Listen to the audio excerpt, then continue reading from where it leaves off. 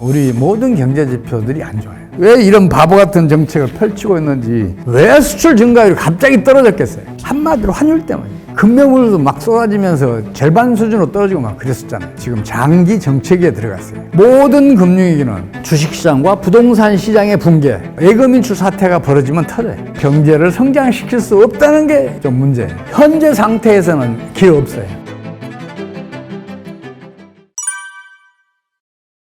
일단 수출은 1분기에 8.1% 증가했어요. 2분기에 10.1%, 3분기에 10.6% 증가했어요. 그동안에 수출이 10% 이상 증가하잖아요. 그럼 성장률은 거의 모두 8% 이상을 기록했어요. 근데 성장률은 안 좋아요. 성장률은 올해 1분기에 4.2%를 기록했는데 이건 전년도 4분기가 마이너스 성장이에요. 그러니까 반사이기예요. 올해 1분기에는 이게 마이너스 0.6%를 기록해요. 그리고 2분기에는 0.5% 겨우 성장을 해요. 수출이 크게 증가했음에도 불구하고 우리 성장률이 낮은 거는 이것도 고환율 때문이에요. 또 민간 소비는 올해 1분기 2.8, 2분기 마이너스 0.8, 3분기 2.0%를 기록했는데 한마디로 수출을 제외하고는 우리 모든 경제 지표들이 안 좋아요. 이 고환율 정책 때문에 그래요. 당연히 환율이죠. 환율이 1,400원대를 넘어서 고환율을 유지하니까, 국내 투자됐던 그 국내 금융자본, 국제 금융자본들, 달러 강세인 미국으로 가면 환차 이익을 누릴 수 있고, 미국 경제는 호황이니까 또 투자 이익도 누릴 수 있는데, 국내에 남아있을 이유가 없잖아요. 국내 개인 투자자들도 미국에 투자 많이 하고 있잖아요. 우리나라가 미국에 투자하고 있는, 주식에 투자하고 있는 금액만 1,000억 달러가 넘어요. 심지어 국민연금조차도 국내 투자한 금액보다 미국에 투자한 금액이 2배나 많아요. 국제금융자본 더 많이 빠져나오고 있잖아요. 그러니까 경제는 지금 이렇게 심각한 거예요. 그러니까 주식시장이 이렇게 부진을 면치 못하고 있는 거예요. 왜 이런 바보 같은 정책을 펼치고 있는지 저는 이해할 수가 없어요. 환율만 떨어져주면 미국으로 이탈했던 국내 금융자본, 국제금융자본은 한국으로 돌아올 거 아니에요. 그럼 유동성이 풍부해져서 경제활동을 촉진시킬 거 아니에요. 그러면 성장률은 높아지고 경기는 호전될 거 아니에요. 그 방향으로 가는데 우리 정책당은 반대로 가고 있죠. 안타까운 일이죠. 제가 3분기까지 우리 수출 증가율이 높다고 말씀드렸잖아요. 8%대, 10%대 증가했다고 말씀드렸는데 10월에 갑자기 이게 4.6% 줄어요. 그러니까 모든 경제 전문가들이 우리 수출 전망 어렵다 그래요. 왜 수출 증가율이 갑자기 떨어졌겠어요? 그 이유를 밝혀야 앞으로 전망이 좋은지 나쁜지를 알 거 아니에요. 한마디로 환율 때문이에요. 환율이 1,300원대 초반에서 1,440원까지 올랐잖아요. 그러면 같은 물량을 수출했어. 그럼 달러 베이스는 어떻게 돼요? 당연히 10% 이상 감소해야 되잖아요. 10% 이상 감소해야 됨에도 불구하고 4.6% 증가한 건 대단한 실적이죠. 환율이 올라서 수출이 부진한 것처럼 보일 뿐이에요. 그 환율이 떨어지면 수출 증가율은 다시 올라가요. 그럴 거 아니에요. 당연한 거 아니에요, 이거는. 그래서 수출 전망 어렵지 않아요. 제일 중요한 건 뭐냐면 수출은 GDP의 10%밖에 안 된다는 거예요. 그러니까 수출이 크게 증가해도 성장률이 크게 올라가질 않아요. 수출이 증가할 때 내수가 유지만 해줘도 성장률이 올라가요. 그런데 환율이 고환율을 유지하고 있으니까 내수는 계속해서 부진해지잖아요. 그러니까 수출이 증가해도 내수는 부진한 거예요. 내수가 GDP의 90%를 차지하는데 수출이 아무리 증가해봐요. 내수가 증가하지 못하면 성장률은 떨어져요. 지금 우리 경제의 가장 큰 문제는 고환율이란 말이에요. 환율이 높으면 수출량이 증가할 것 같죠? 천만의 말씀이에요. 수출기업 현장에 가보면 그게 천만의 말씀이라 금방 알아요. 책상머리에 앉아있는 사람들만 그 얘기를 해요. 환율이 올라서 우리 수출기업들이 이익 많아지잖아요. 그러면 수입업체들, 해외 수입업체들 수출 기업에게 뭘 요구하겠어요? 좀 더 깎아달라는 얘기할 거 아니에요. 그럼 당연히 깎아줘요. 자발적으로 수출 가격을 깎아요. 수출 가격을 깎으면 수출 규모가 증가할 거 아니에요. 수출 규모를 증가시켜서 깎아준다니까요. 그러니까 환율이 올라가면 수출은 반드시 줄어요. 삼성전자가 환율 때문에 타격을 입을 것이라 저는 그렇게 보지 않아요. 현재 상태에서는 기회 없어요. 일본을 한번 봐보세요. 1980년대 말까지만 하더라도 일본을 배우자. 일본식 경영 스타일. 이걸 온 나라가 찬양했잖아요. 근데 지금 일본의 대기업들 어떻게 됐어요? 과거에 세계 모든 기업들을 놀라게 했던 과연 일본을 따라잡을 수 있는가? 우려했던 일본 대기업들 전부 다 지금 어떤 상태냐고요. 해외 매출 규모가 큰 뭐 종합상사랄지 소니랄지 이런 기업들을 제외하고 몇 개의 대기업을 제외하고는 지금 거의 다 지금 경영수지가 극단적으로 악화되어 있잖아요. 국가 경제가 어려움에 처하면 국내 기업은 살아남기가 거의 어려워요. 지금 하루빨리 우리 경제도 지금과 같은 장기 정책에서 벗어나야 돼요. 그래야 대기업들도 살아날 수 있어요. 우리 기업은 최고의 경쟁력, 성장력을 가지고 있음에도 불구하고 지금 어려움을 겪고 있는 것은 국가 경제가 어렵기 때문이고 국가 경제가 어려운 것은 경제 정책이 실패하고 있기 때문이라니까요. IMF 한국 관계 전문가들, 한국 출신 경제 전문가들이 그 사람 틀렸어요. 그 사람들 맨날 그래요. 경기가 나빠지면 계속 나빠진다 그러고 경기가 좋아지면 계속 좋아진다 그래요. 현재의 경제학이 그렇게 가르치고 있어요. 그 사람들이 무능한 게 아니라 현 경제학이 무능해요. 그 사람들이 사용하는 그 소위 말해서 경제 이론 모델이든 아니면 그 실용적인 모델이든 지금까지 성장률 전망 정확하게 해본 적이 한 번도 없어요. 다 틀렸어요. 그게 그럴 수밖에 없는 게 현재의 경제학은 경제 성장의 필요 조건만 있어요. 충분 조건이 없어요. 제가 비유를 들어서 말씀드릴게요. 손흥민처럼 뛰어난 축구 선수가 되려면 좋은 체격, 뛰어난 운동신경 이거 타고 태어나야 돼요. 이건 필요 조건이에요. 근데 이것만 갖춘다 그래서 뛰어난 축구 선수 될 수 있어요? 아니잖아요. 체력이 튼튼해야 돼요, 우선. 근데 체력을 기르려면 어떻게 해야 돼요? 끊임없는 노력을 기울여야죠. 피땀을 흘려야죠. 그 체력만 좋아서 안 돼. 축구 기술도 좋아야 돼. 그 축구 기술을 연마하려면 또 어떻게 해야 돼요? 끊임없는 훈련을 해야 되잖아요. 피땀을 흘려야 되잖아요. 이 두 가지로도 부족해야지. 경기 감각도 중요해요. 위기나 기회는 시합 마지막에 올 수도 있잖아요. 그래서 경기 감각, 시간 내내 유지할 수 있는 그 경기 감각도 필요해요. 경제에서는 체력이 성장 잠재력이에요. 축구 기술이 국제 경쟁력이에요. 그리고 경기 감각이 성장 지속력이에요.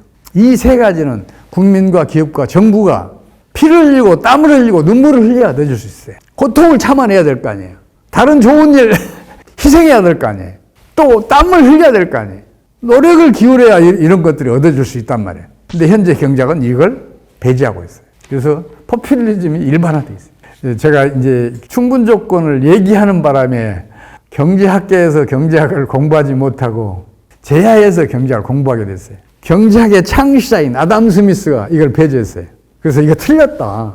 왜 생산 요소만 얘기하냐? 생산 요소는 필요 조건이 따릅니다. 충분 조건, 성장 잠재력, 국제 경쟁력, 성장 지속력을 외면했다고 비판하니까 이건 마치 교회에 가서 예수님이 기독교 첫 단추를 잘못 꼈다고 얘기하는 거랑 똑같은 거예요. 그래서 제가 박사학위를 나이 70에 겨우 또 받게 됐고 그동안 제야에서 경제학을 공부했었어요. 우리나라 경제학자들도 마찬가지지만 다른 나라도 다 마찬가지예요. 그래서 성장률 예측이 계속 틀릴 수밖에 없는 게 이 세 가지. 피땀 눈물을 흘려야 갖춰질 수 있는 걸 외면을 한단 말이에요. 근데 이 면에서 우리 국민, 우리 기업은 최강이에요, 세계 최강. 그렇게 견뎌내고 지금도 견뎌내고 있고 앞으로도 견뎌낼 자세가 준비가 돼 있어요. 우리 국민 그렇잖아요. 그래서 제가 우리 국민은 세계 최강이라고 얘기하는 거고 우리 기업이 세계 최강이라고 얘기하는 거예요. 그 사람 틀렸어요. 정부가 환율이 점진적으로 하락하는 것만 용납을 하면 우리 성장률 금방 6% 간다니까요. 저는 우리 한국 경제에서 구조적인 문제 하나도 발견을 못했어요. 저출산, 고령화, 가계부채 이건 이유가 아니에요. 장애물이라는 게 너무라고 있는 거지 그 앞에 좌절을 하고 있는 게 아니잖아요. 장애물이 주어지면 그거 넘어서야죠. 넘어설 역량을 우리 가지고 있잖아요. 구조적인 문제 없어요. 우리 경제가 얼마나 뛰어난 성장 잠재력, 국제 경쟁력, 성장 지속력을 가지고 있는가는 우리 한류만 봐도 알 수 있어요. 문화라는 것은 선진국에서 후진국으로 잘 사는 나라에서 못 사는 나라로 흘러가는 게 정상이에요. 그럴 거 아니에요. 잘 사는 나라가 부러우니까 그 문화도 받아들일 거 아니에요. 우리가 과거에 그랬듯이. 근데 우리 한류는 우리나라보다 더 잘 사는 나라로 지금 역류하고 있어요. 역류의 힘은 정상적인 흐름보다 2배, 3배의 힘이 없으면 안 일어나요. 우리 엔터업계, 우리 연예인들, 기타 우리 그 한류 산업과 관계된 사람들, 기업들의 경쟁력과 성장력은 세계 평균보다 2배, 3배 이상 커야 그 역류가 일어난다니까요. 또 우리 한류 덕을 보고 있는 산업도 많잖아요. 우리 일반 산업도 세계 최강의 경쟁력, 성장력을 가지고 있어요. 대표적으로 제가 두 가지만 말씀드릴게요. 우리 무기 산업 요새 각광받고 있잖아요. K2 전차, K9 자주포, 뭐 등등, K50 뭐 전투기 수출 잘 되고 있잖아요. 근데 이 무기 산업은 초고도 정밀 산업이에요. 여기에다 최고의 반도체 산업이 뒷받침해줘야 돼요. 이 무기 산업은 1인당 국민소득 10만 달러, 아니 20만 달러도 견뎌낼 산업이에요. 이런 산업이 각광을 받고 있어요, 지금. 또 한 산업, 우리 KBT 유명하잖아요. 한국 화장품 수출 엄청 빠르게 증가하고 있잖아요. 근데 이 화장품 산업은 초정밀 화학 산업이에요. 이거 모르는 사람 많아요. 정밀 화학 산업. 피부에 잘 흡수되기 위해서는 화장품을 구성하는 그 분자들이 아주 미세해야 된단 말이에요. 초정밀 화학 산업은 국민소득 20만 달러 견뎌낼 수 있어요. 그런 산업들이 지금 무럭무럭 크고 있는데 구조적인 문제가 뭐가 있어요? 없다고 봐요. 우리 정부 정책만 실패하지 않으면 우리나라 1인당 국민소득은 5년 안에 6만 달러 간다니까요. 그 5년 뒤에 10만 달러 갈 수 있어요. 저는 그렇게 믿고 있어요. 고령화, 저출산, 경제에 심각한 타격을 줄 것처럼 보여요. 그리고 타격을 주고 있는 것도 사실이에요. 근데 극복하지 못할 장애물이 아니에요. 실제로 극복한 나라가 몇 개 있어요. 대표적으로 아일랜드를 들 수 있어요. 아일랜드는 1980년대까지만 하더라도 유럽의 병자라는 얘기를 들었어요. 경제가 거의 성장하지 못했어요. 그러니까 일자리 창출이 안 되는 거예요. 그러니까 젊은이들 중심으로 해외로 일자리를 찾아서 너도 나도 이민을 갔어요. 그 결과로 아일랜드 국민이 한때 740만에서 반토막 났어요. 놀랍게도 그 상황에서 1990년부터 아주 빠른 경제 성장을 지속을 해요. 심지어 지금 현재 우리나라 국민소득 수준이었을 때, 현재 가치로, 그때 아일랜드의 그 성장률은 10년 동안 무려 연평균 9.3%를 기록해요.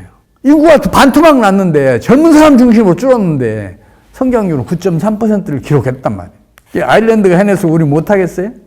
우리 국민이 아일랜드 국민만 못해요. 우리 기업들이 아일랜드 기업만 못해요. 아일랜드 했으면 우리도 해내야 돼. 당연한 거 아니에요. 저는 얼마든지 그렇게 갈 수 있다고 봐요. 여건은 극복하러 주어진 거예요. 부동산 시황을 정확하게 이해하고 진단해내기 위해서는 부동산 시장의 장기 주기를 이해하실 필요가 있어요.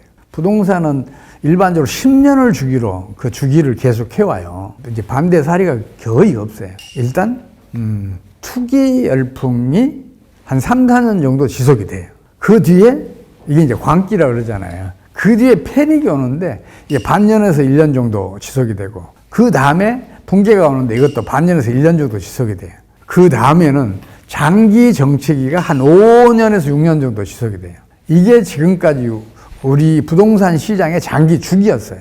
대체적으로 그랬어요. 딱 한 번 예외가 있었는데 그것도 이 주기에서 크게 벗어나지는 않았어요. 1997년 말에 우리 외환위기 터졌을 때 약간 어긋났었는데 그래도 장기 주기에서는 벗어나지 않았어요. 최근 사례를 보면 2018, 19, 20 투기 광풍이 불었죠. 이 광기란 말이에요. 패닉이 2021년도에 벌어졌어요. 그리고 2022년도에 붕괴가 있었어요. 급매물도 막 쏟아지면서 그 많이 오른 아파트 단지는 뭐 절반 수준으로 떨어지고 막 그랬었잖아요. 이게 붕괴가 있었어요. 그리고 2023년부터는 지금 장기 정체기에 들어갔어요. 이 장기 정체기에 들어가면 부동산 시장이 가끔 올랐다 떨어졌다 올랐다 떨어졌다를 반복을 해요. 그럴 수밖에 없는 게 과거에 아주 높이 올라갔던 그 수준과 비교하면 많이 떨어졌잖아요. 그러니까 돈 있는 사람들은 많이 떨어졌으면 사야지 해서 가격이 올라요. 근데 이 장기 정체기에는 수요가 일어날 수가 없어요.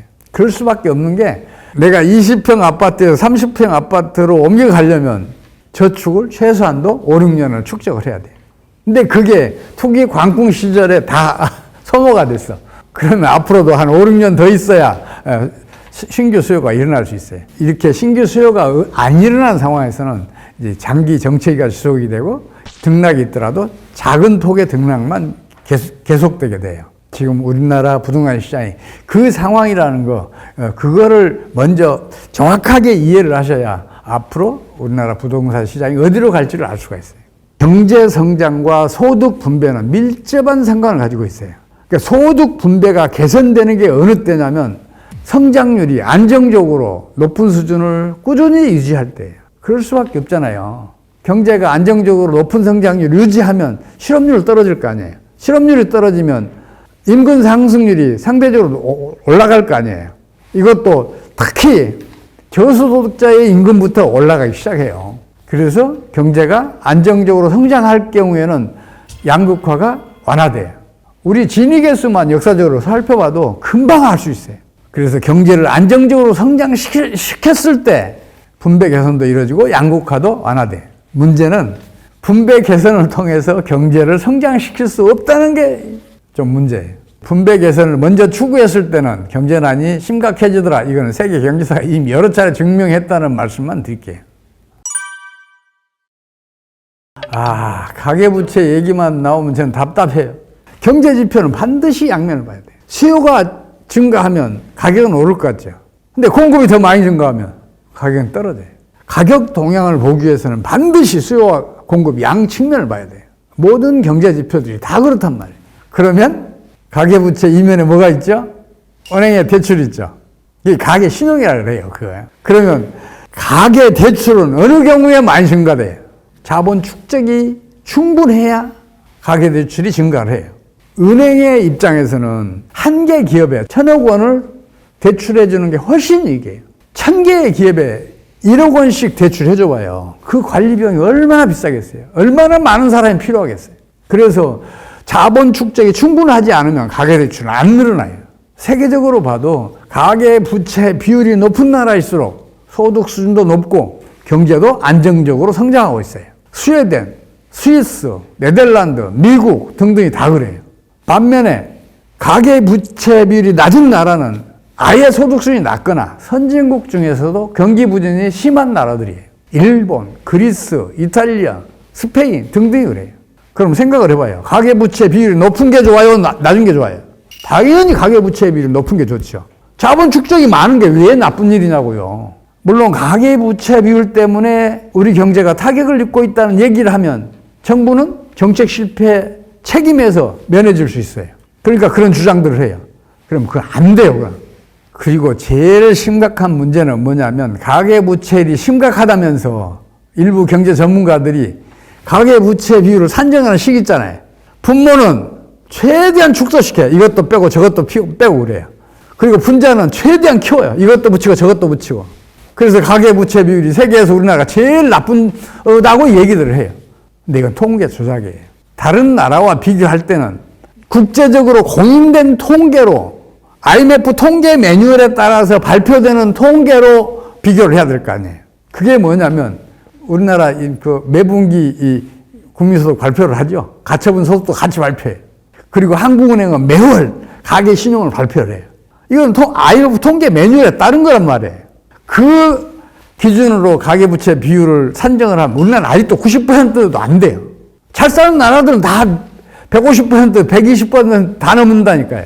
근데 그거가 문제가 심각하다는 거예요. 얼마나 답답한 얘기예요. 좀 그 경제 지표는 반드시 양면을 봐야 된다는 점, 이걸 좀 강조해드리고 싶어요. 일본이 어쩌다 잃어버린 30년으로 갔는지를 정확하게 파악하면 우리가 살아날 길이 금방 알 수가 있어요. 1980년대 말에 일본의 부동산 시장과 주식 시장에서 거품이 아주 엄청나게 크게 형성이 됐었어요.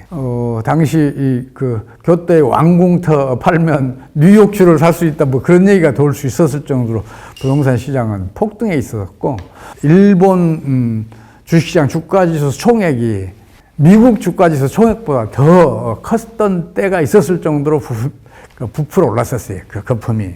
근데 그게 한꺼번에 붕괴되면서 금융위기가 터졌고 경기가 급격하게 하강을 해요. 거기까지는 금융위기 때문에 일어난 일이에요. 근데 90년대 중반에 잠시 경기가 살아나요. 그리고 그 다음에 장기 정책에 들어가요. 그러면 90년대 중반에 잠시 살아났다, 다시 장기 정책으로 갈 당시에 무엇인가 이상하고 또 큰 변동을 보인 경제 지표가 있으면 그게 원인으로 볼 수가 있잖아요. 그게 뭐냐면 일본의 경상수지 흑자 규모와 외환보고의 상관관계예요. 경상수지는 계속해서 크게 증가하는데 외환보유고는 증가를 안 해요. 어디 갔겠어요? 당연히 외국으로 이탈했겠죠. 이게 무슨 얘기예요? 수출로 애써 벌어들인 소득을 즉각 해외로 유출시켰다는 거 아니에요. 그것 때문에 장기 정책에 들어갔다 볼 수가 있잖아요. 그러니까 경상수 적자가 과다한 게 장기 경기 부진의 원인이에요. 그러면 왜 일본 정부는 경상수 적자를 즉각 해외로 유출시켰겠어요? 환율이 떨어지면 큰일 난다. 수출기업 다 망한다. 그러면서 환율을 유지하기 위해서 경상수 적자를 해외로 유출시킨 거예요. 그 정책이 1991년부터 지금까지 연평균 성장률 0.8%에 머물게 한 가장 결정적인 원인이에요. 다른 원인들도 많아요. 근데 그것들은 부차적인 거예요. 수출에 애써 벌어들인 경상수 적자를 해외로 유출시키면 당연히 내수는 부진해질 거 아니에요. 우리나라도 그 정책을 펼치고 있어요. 그렇다면 우리나라는 일본의 뒤를 따라가지 않기 위해서 잃어버린 30년을 겪지 않기 위해서 뭘 해야겠어요? 환율이 점진적으로 하락하는 것만 용납하면 그 길로 안 가요. 우리나라가 최근에 경제난을 심각하게 겪고 있는 것도 그것 때문이란 말이에요. 고환율 정책을 펼치니까 국내에 투자했던 국내 금융자본은 물론이고 국제 금융자본까지 달러가 강세에 미국으로 가면서 우리 유동성이 수축이 됐고 유동성 수축이 경제 활동을 저해하면서 지금 성장률 낮아지고 경제는 심각해진 거 아니에요. 그래서 우리 정부가 환율이 점진적으로 하락하는 것만 용납을 하면 우리 경제는 금방 살아나요. 경제위기 겪지하려면 간단해요. 환율만 점진적으로 하락하게 용납하면 경제위기 안 겪는다니까요. 시장의 힘을 존중해주면 시장이 알아서 경제를 잘 이끌어가요. 실제로도 세계 모든 경제위기는 금융위기를 경유해서 일어나요. 반대 사례는 없어요. 그리고 모든 금융위기는 주식시장과 부동산 시장의 붕괴, 거기에 따라서는 예금 인출 사태가 벌어지면 터져요. 주식시장과 부동산 시장이 붕괴되는 것은 신용 파괴를 작동시켜서 금융위기로 발전시켜요. 그래서 신용 파괴원리 작동만 차단해내면 얼마든지 금융위기를 차단해낼 수 있어요. 그리고 또 중요한 건 뭐냐면 금융위기가 터지기 직전에 정부가 얼마나 과도한 경기 부양 정책을 펼쳤냐에 따라서 금융위기의 심각성을 결정을 해요. 그리고 금융위기가 터진 다음에는 정부가 얼마나 신속하게 적절한 정책을 펼쳤냐에 따라서 금융위기에 따른 경기 후퇴의 기간, 심각성을 결정을 해요. 정부의 정책이 가장 중요한 역할을 한다는 얘기죠. 지금 현재 우리나라 경제 상황에서는 우리 정부가 환율이 점진적으로 하락하는 것을 용납하는 정책을 펼치면 금융위기가 터지더라도 막아낼 수 있고 경기도 호전시킬 수 있어요. 환율이 점진적으로 하락하면 국내에 투자하면 환차익이 생기잖아요. 외국으로 달아났던 국내 저축, 국내 금융자본 물론이고 국제 금융자본들도 환차익을 얻고 돌아올 거 아니에요. 그러면 유동성이 풍부해지면서 신용 파괴원리의 작동을 차단해내요. 경제위기가 안 터져요. 터지더라도 그걸 최소화시킬 수 있어요. 우리 경상수는 여전히 흑자잖아요. 그만큼의 외환이 국내로 들어오고 있잖아요. 그러면 외환의 가격은 떨어지고 원화 가치는 올라가야 되잖아요. 이거 우리 정부가 막고 있어요. 경상수 적자를 즉각 해외 투자를 유출시키면서 환율을 높게 유지하기 위해서 온갖 노력을 기울이고 있어요. 정부의 자금 좀 풍부한 데는 모두 다 해외 투자로 유도하고 있어요. 그러니까 국민연금도 국내 주식 투자보다 미국 주식 투자 2배나 더 많아요. 근데 만약에 미국에서 금융위기가 터져봐요. 어떤 일이 벌어지겠는지.